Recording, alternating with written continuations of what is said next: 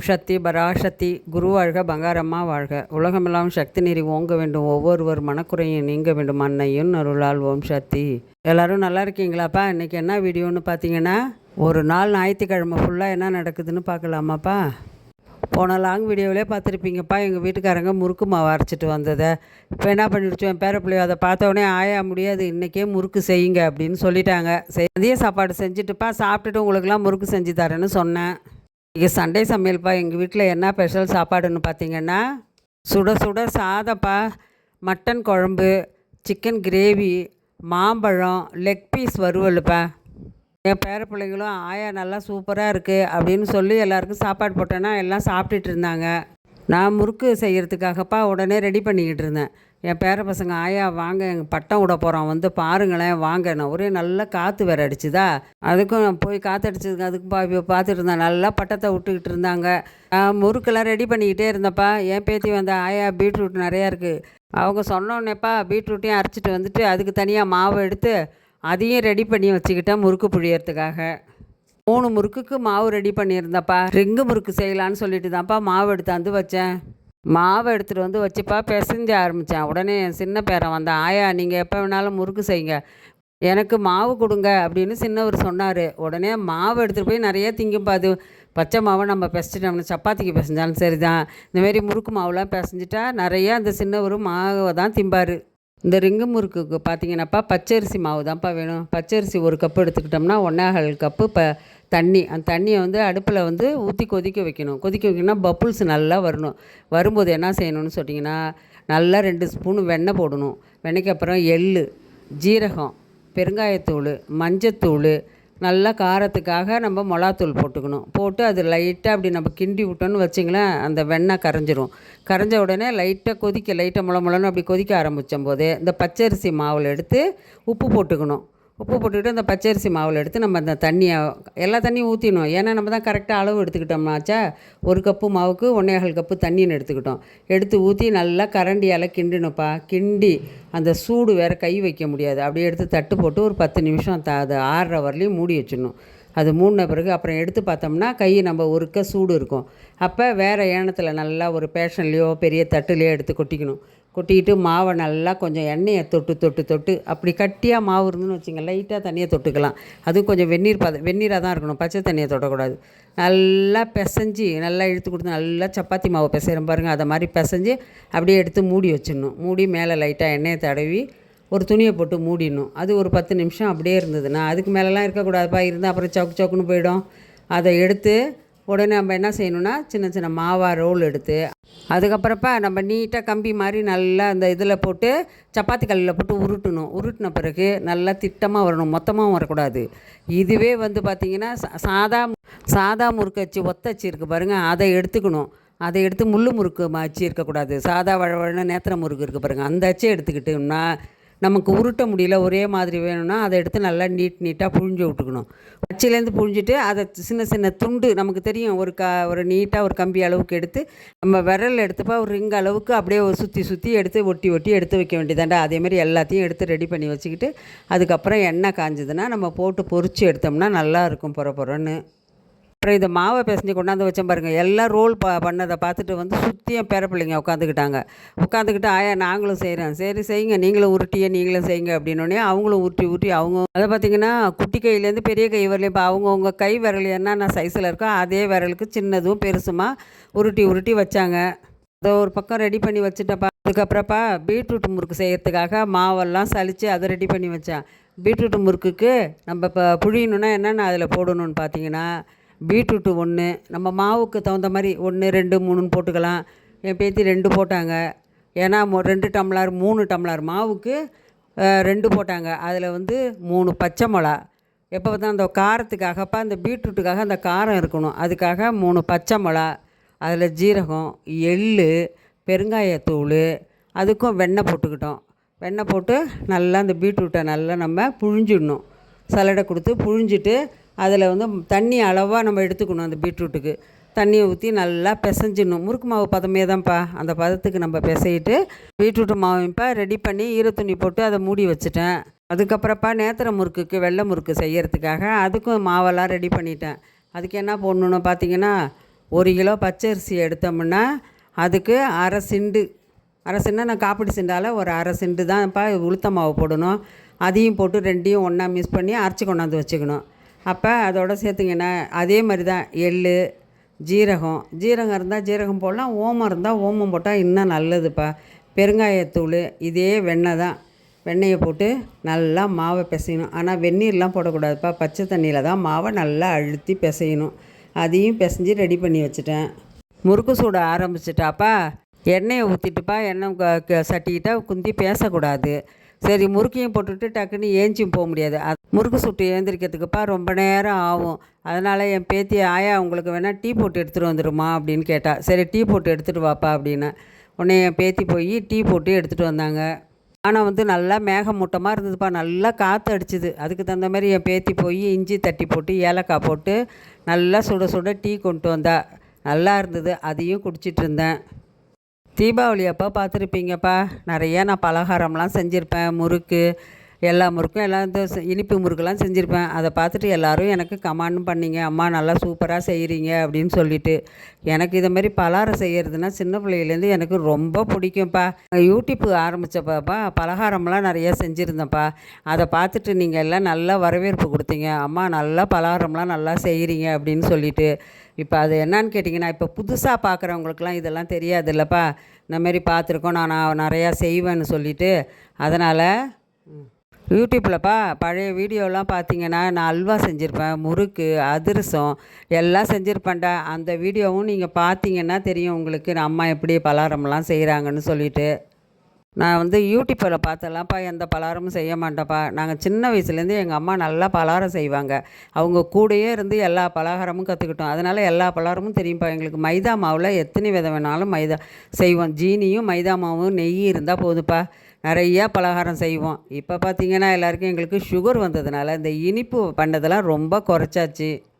இப்போ மைதா மாவும் உடம்புக்கு நல்லதில்லை, வயிற்றுக்கு ரொம்ப கேடாக இருக்குது அப்படின்னு சொன்னதுனால மைதா மாவையே சுத்தமாக குறைச்சாச்சுப்பா. எதுக்குமே எடுக்கிறதில்ல. என் பேத்திங்க என்ன செய்வாளுங்க, சுழியம் என் வீட்டுக்காரங்க ஒரு நாள் ஆசைப்பட்டாங்க, அதையும் ஒரு நாள் காட்டியிருக்கேன்.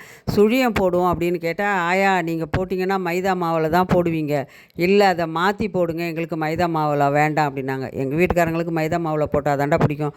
நான் உடனே என்ன செஞ்சேன், கொஞ்சம் உளுந்து அரிசி எடுத்து ஊற வச்சேன்.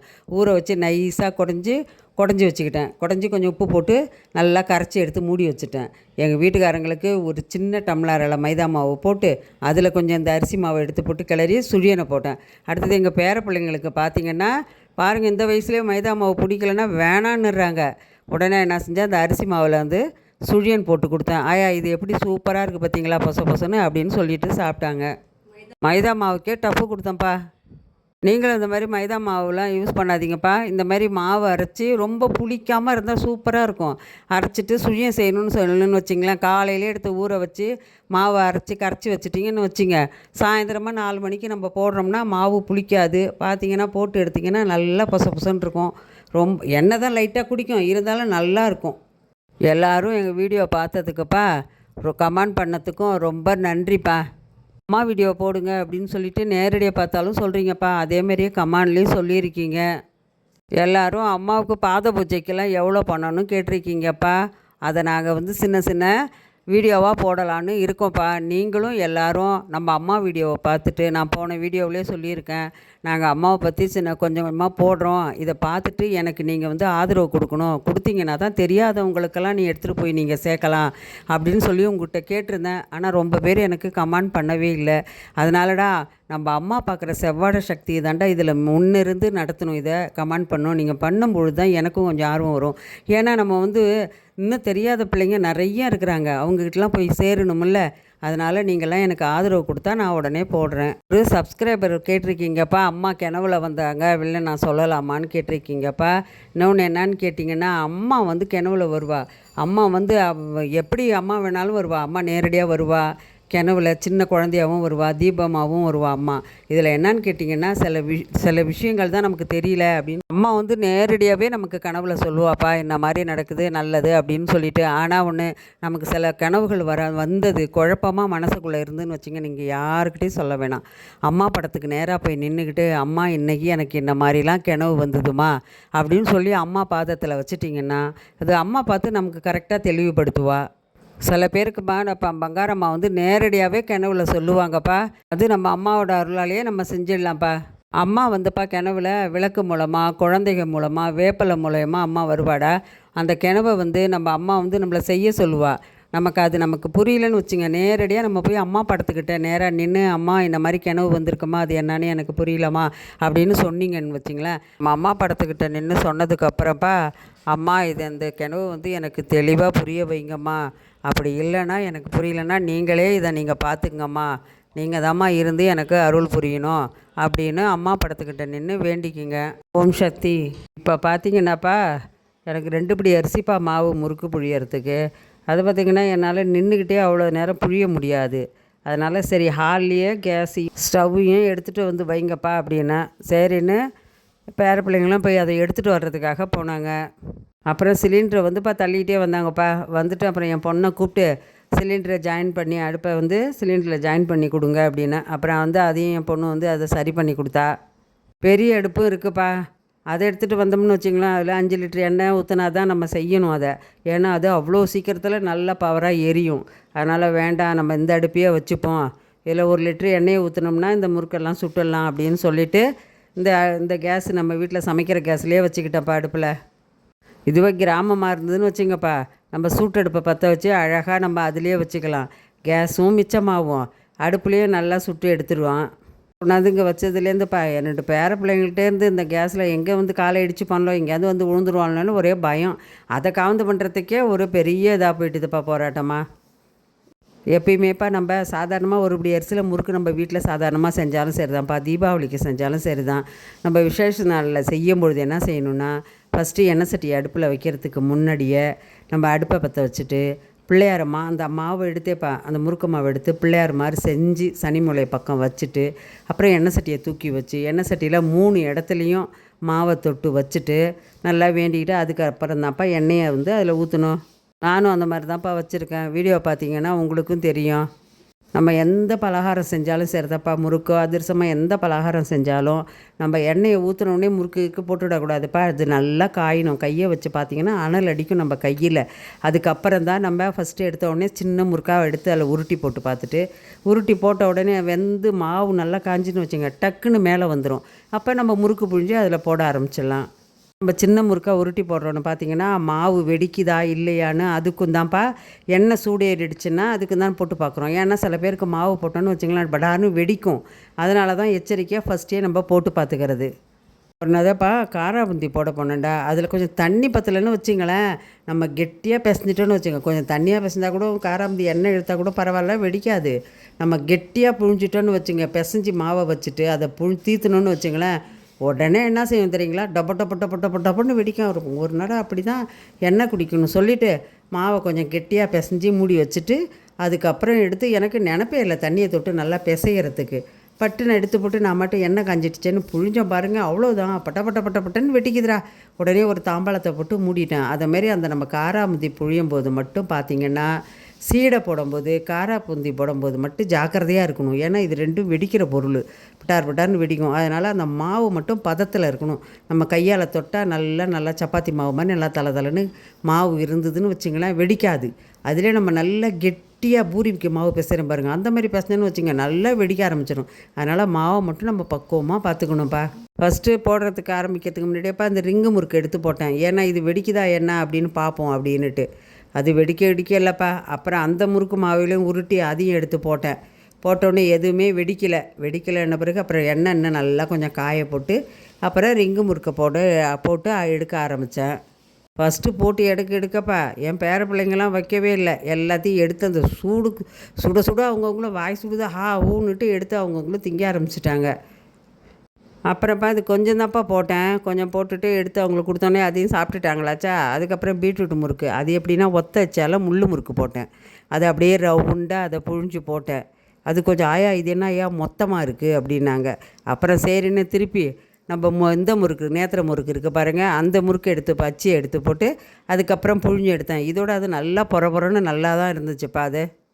அது கொஞ்சம் காரமாக போட்டோன்னு வச்சுங்கப்பா. இந்த காரத்தில் அந்த முறுக்கு சுட்டு நம்ம எடுத்தோம்னா பீட்ரூட் முறுக்கை, அந்த பீட்ரூட் வாசனை எதுவும் வரவே வராது. நல்லா காரமாக இருக்கிறதுக்கும் நல்லா பெருங்காயத்தூள் போட்டிங்கன்னாப்பா நல்லா வாசனையாக இருக்கும். அதில் வந்து ஜீரகம், நம்ம எள்ளு எப்பயுமே போடுறது இந்த பொருள்லாம் இதில் போட்டுக்க வேண்டியதான்ப்பா. அதை போட்டு நல்லா பிசைஞ்சிங்கன்னா நல்லா கம்ம கம்மன்னு காரத்தோட நல்லா வாசனையாகவும் நல்லாவே இருந்ததுப்பா. நான் எப்பயுமே பார்த்தீங்கன்னாப்பா, அந்த தூள் பெருங்காயத்த வந்து முறுக்குக்கெல்லாம் போட மாட்டேன். எப்பயுமே கட்டி பெருங்காயம் தான் நான் எடுத்து என்ன செய்வேன்னு கேட்டிங்கன்னா, அதுக்கு தேவையான அளவு எடுத்து ஒரு டம்ளர்லேயோ, ஒரு கிண்ணத்துலேயோ வெந்நீரை சுட வச்சு எடுத்து ஊற்றி மூடி வச்சுட்டேன். அதே மாதிரியே பாருங்கள், நான் எடுத்த அளவாக எடுத்து மூடி வெந்நீர் எடுத்து ஊற்றி அழகாக மூடி வச்சுருந்தேன் பாருங்கள். என் சின்ன பையன் இங்கேருந்து போய், "இது என்னடா இது டம்ளரில் மஞ்சள்னு இருக்குது" அப்படின்னு சொல்லி எல்லாத்தையும் எடுத்து சிங்கிள் எடுத்து ஊற்றிடுச்சுப்பா. ஐயய்யோ! என்னடா இவன் அந்த மாதிரி செஞ்சுட்டான், என்னடான்னா அது என்னமோ மாதிரி இருந்தது ஊற்றிட்டாயான்னார். அப்புறம் சரி என்ன செய்கிறதுப்பா, அதுக்கு மேலே இன்னும் கொஞ்சம் பெருங்காயத்தை கட்டியை உடச்சி நல்லா வெந்நீரை சுட வச்சு அதில் ஊற்றி பெருங்காய பவுடரையும் கொஞ்சம் போட்டுக்கிட்டேன். ஏன்னா வாசனை இல்லாமல் போயிடுமோ என்னமோன்னு, ஏன்னா செரிமானத்துக்குலாம் அது நல்லது தானே அப்படின்னு சொல்லிட்டு அப்புறம் திருப்பி கொஞ்சம் நேரம் இருந்துப்பா. அதை ஊறின பிறகு நல்லா கரைச்சி விட்டு அதுக்கப்புறம் ஊற்றி மாவு பிசைஞ்சேன். அப்போல்லாம் பார்த்திங்கன்னா என் பிள்ளைங்கள்லாம் சின்ன சின்ன பிள்ளையாக இருக்கும்போதுப்பா 6 படி முறுக்கு 5 படி தான்ப்பா போடுவோம், குறைச்செல்லாம் போட மாட்டேன். போட்டு அப்போ பார்த்திங்கன்னா இவ்வளோ வேலையும் செஞ்சு முடிச்சுட்டு நான் ஒரே ஆளாக இருந்து இந்த முறுக்கை போட்டு எடுத்துருவேன். இப்போல்லாம் பார்த்திங்கன்னா பிள்ளைங்களெல்லாம் செத்த துணைக்கு கூப்பிட வேண்டியதாக இருக்குது. மாவை வச்சு கொடுங்க, முறுக்கை எடுங்க அப்படின்னு சொல்லிட்டு. ஏன்னு கேட்டிங்கன்னா இப்போ முடியல, நம்ம ஸ்டூல் போட்டு உட்காந்துக்கிட்டோம் அடுப்புக்கிட்ட, அதை ஏந்திரிக்கவும் முடியாதா, செத்த வாங்கடா இதை செத்த எடுங்கடான்னு இப்போ பிள்ளைங்க உதவியோட தாண்டா இதெல்லாம் செய்கிறேன். அப்புறம் பீட்ரூட் முறுக்கு போட்டு எடுத்தேனாப்பா. அப்புறம் சரி கழுவிட்டு வரேன் கொட்டாங்காயா அப்படின்னாலும், அதுலேயும் மாவு தானே வீணாக போகும் அப்படின்னு சொல்லிவிட்டு அப்புறம் வெள்ளை மாவு எடுத்து வச்சு அதில் எடுத்துனாப்பா 2 மிஸ்ஸிங்கடா. வெள்ளையும் அந்த பீட்ரூட் கலர்லேயும் முறுக்கு, அதுவும் அழகாக இருந்தது பார்க்குறதுக்கு. அதுவும் 4 அச்சு வரலையும் அந்த கலர் வந்துக்கிட்டே இருந்தது. அதுக்கப்புறம் தான் அதை வந்து நம்ம வெள்ளை முறுக்காக புழிய ஆரம்பித்தேன்.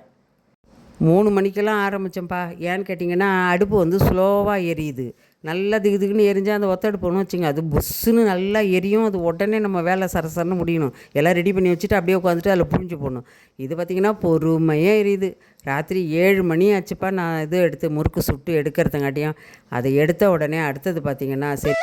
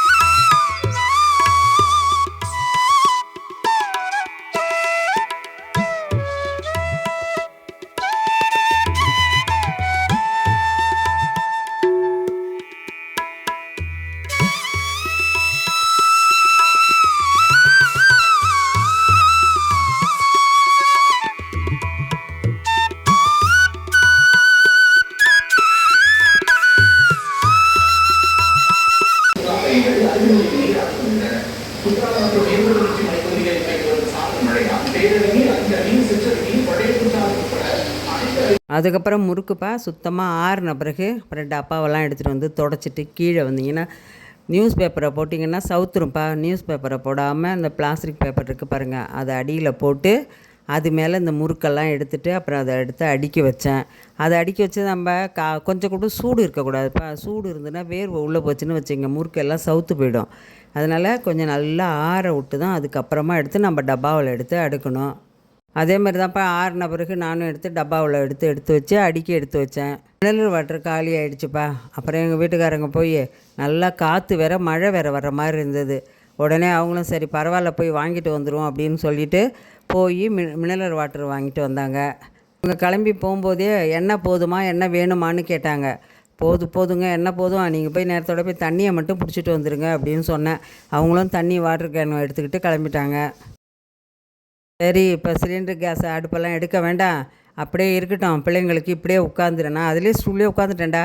மாவெல்லாம் எடுத்துகிட்டு வர சொல்லி பிள்ளைங்களுக்கு தோசை ஊற்றி கொடுத்துரும். ஏன்னா மத்தியானம் வச்ச கறி குழம்பெல்லாம் அப்படியே இருந்தது. அதையும் எடுத்து சுட வச்சுட்டு பிள்ளைங்களுக்கெல்லாம் தோசை விட ஆரம்பிச்சிட்டேன். கதவு திறந்தே வச்சாப்பா கொசு நிறைய வெளியிலேருந்து உள்ளே நிறையா வந்துடும்ப்பா.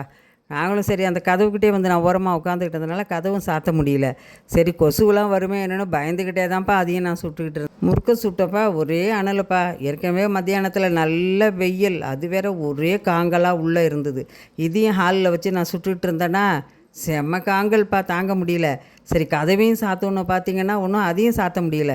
உட்காந்துக்கிட்டு அந்த அனல்லே தான்ப்பா அதை சுட்டு எடுத்தேன். திகுன்னு அடுப்பெல்லாம் நம்ம தோசையெல்லாம் சுட்டு வேலையை முடிச்சுட்டு அடுப்பை ஆன் பண்ண பிறகு பார்த்திங்கன்னா நெருப்பாக பறக்குது உள்ளே. என்ன தான் ஃபேன் போட்டாலும் அந்த ஜில்லுப்பு வரவே இல்லைப்பா. எங்கள் ஊரில் மட்டும்தான் இப்படி அனல் அடிக்குதா இல்லை எல்லா ஊர்லேயும் அப்படி அனலாக இருக்கா என்னன்னு தெரியல. அதை மாதிரி இருந்ததுன்னா எனக்கும் கமெண்ட் பண்ணுங்கப்பா, எங்கள் ஊர்லேயும் அப்படி தான் இருக்குதுன்னு சொல்லிவிட்டு. ஆவணி மாதத்துலேயேப்பா நல்ல வெயில்னால் தாங்க முடியல. நைட்டில் ஒரு சொட்டு மழை பெஞ்சா காலையில் பார்த்திங்கன்னா சரியான வெயில்னால் அப்படியே நெருப்பு மாதிரி அப்படியே கொளுத்துது. அப்புறம் மக்கானால் சுடுறதுக்குப்பா இட்லி மாவும் இல்லை, தோசை மாவு காலையில் பார்த்திங்கன்னா மிக்சியில் போட்டு எடுத்து கரைச்சி வச்சுட்டேன் நைட்டுக்கு.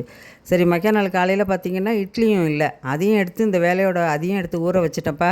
முறுக்க புழிஞ்சிட்டு பிள்ளைங்களுக்கெல்லாம் சாப்பாடை கொடுத்துட்டு அதுக்கப்புறம் போய் நான் இட்லி மாவும் அரைச்சேன்.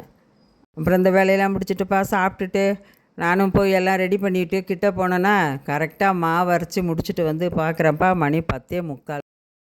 அப்புறம் கொஞ்சம் நேரம்ப்பா சூப்பர் சிங்கர் பார்த்துக்கிட்டு உட்காந்துருந்தேன். இந்த முறுக்கு வீடியோலாம் உங்களுக்கு பிடிச்சிருக்கான்னு எனக்கு கமெண்ட் பண்ணுங்கப்பா. இந்த வீடியோ உங்களுக்கு எல்லாருக்கும் பிடிக்கணும்னு நம்புகிறேன். எல்லோரும் மறக்காமல் சப்ஸ்கிரைப் பண்ணுங்கள். நிறையா பேர் சப்ஸ்கிரைப் பண்ணாமலே பார்க்குறீங்கப்பா. பாய். அடுத்த சூப்பரான வீடியோவில் பார்க்கலாம். ஓம் சக்தி.